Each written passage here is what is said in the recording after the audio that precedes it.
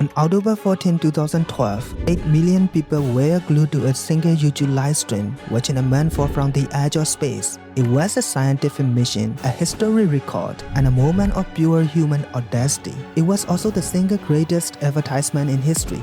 But what was it advertising? It wasn't the spacesuit, it wasn't the capsule. The logo emblazoned on everything was that of the company that sells a caffeinated beverage in a slim saver can. That company is RedBull.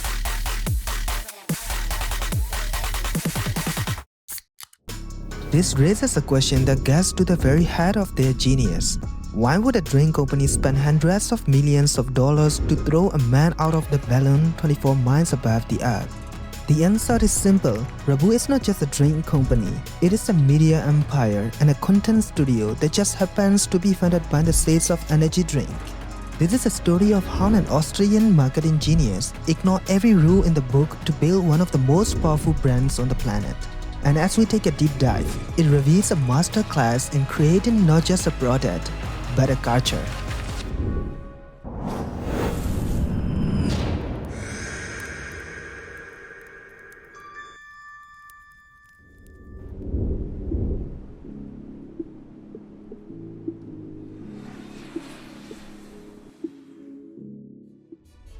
In the mid-1980s, Austrian entrepreneur Dietrich Mateschitz discovered a popular energy tonic in Thailand.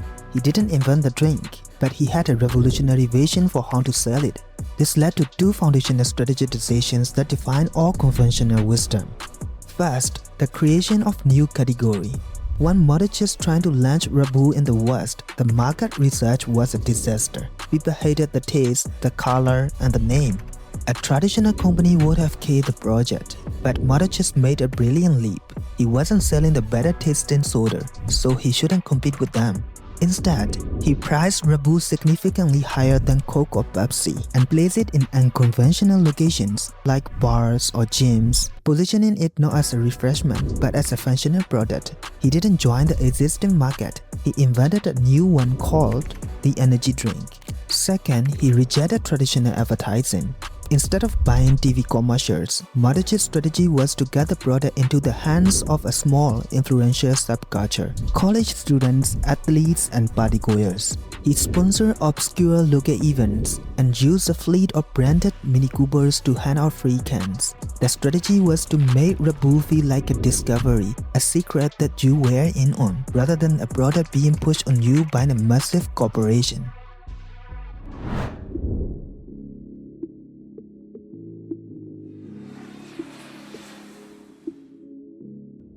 By the early 2000s, RedBull was a global phenomenon. Its guerrilla marketing tactics were legendary.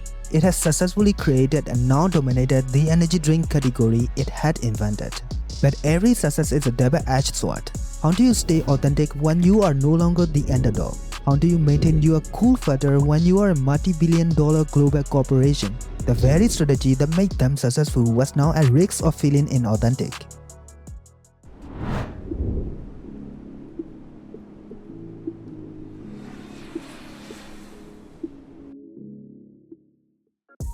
The external factor was a flood of competition. Companies like Monster Beverage stormed into the market RedBull had built, often with bigger cans, lower prices, and even more extreme branding.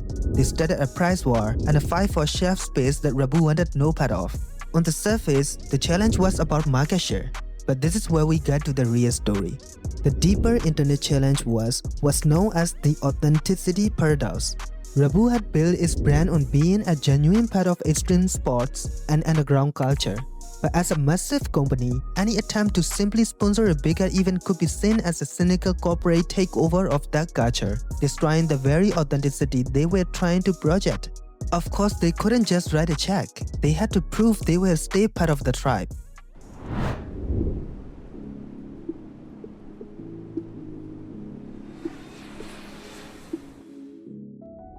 Faced with these challenges, RedBull made a decision that would define their future. They didn't pivot away from their marketing strategy. They went all in, transforming it from the department into the very core of their business, the re-architecture. In 2007, they formally launched RedBull Media House, a standalone multi-platform media company. Its mission was not to sell drinks, but to produce and distribute world-class sports and lifestyle content. The new execution. This wasn't a minor side project. RedBull Media House produces feature-length films like the groundbreaking snowboarding documentary, The Art of Flight. It publishes its own magazine, the Red Bulletin, with a circulation in millions. It runs a record label and operates state-of-the-art recording studios. Innovation and competitive edge. Their most potent strategy has been to move from simply sponsoring events to creating and owning them entirely. They don't just sponsor a Formula One team, they own two of them. They created global competitions from scratch, like RedBull Air Race and RedBull Cliff Diving World Series. This gives them complete creative control and turns their marketing into valuable, evergreen intellectual property. The Stratos Jump was the ultimate expression of this strategy, an event so compelling that every news organization on earth covered it for free, turning their marketing into a global media event.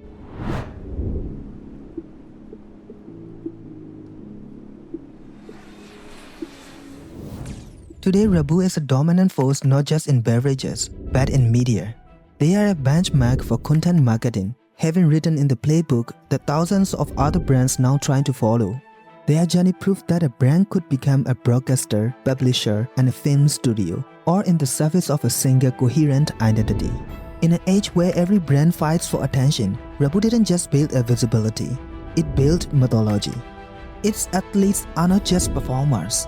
They are modern heroes testing the limits of what's humanly possible. Every RedBull project, from the smallest local skate event to a man leaping from the edge of space, tells the same timeless story. The human obsession with flight, freedom, and fearlessness. The brilliance lies not in marketing, but in meaning. RedBull turned consumption into participation. The drinks is no longer the message, it is a symbol, a totem of adrenaline, courage, and motion.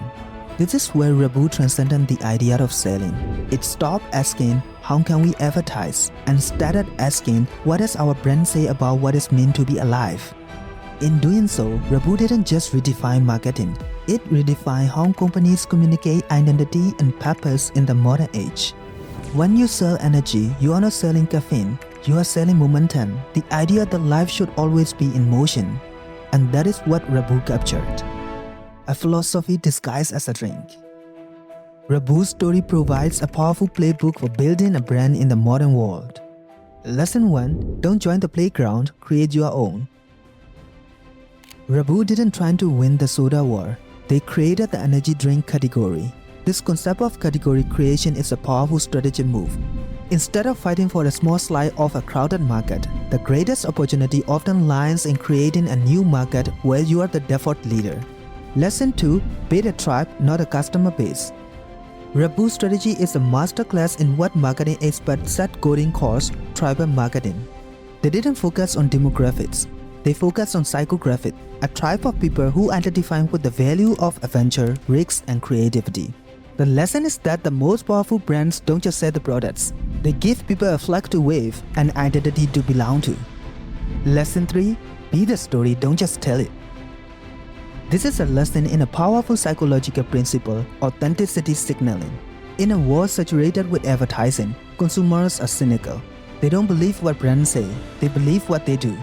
By owning F1 teams and producing feature films, RedBull's commitment is undeniable. They are not just sponsoring the culture, they are the culture. The lesson is that the most effective marketing isn't an ad. It is an authentic, tangible commitment to the world your customers live in. RedBull proved that the most powerful way to sell a product is to sell something bigger, an idea. They don't sell energy drinks, they sell the feeling that, with a little push, you too might be able to fly.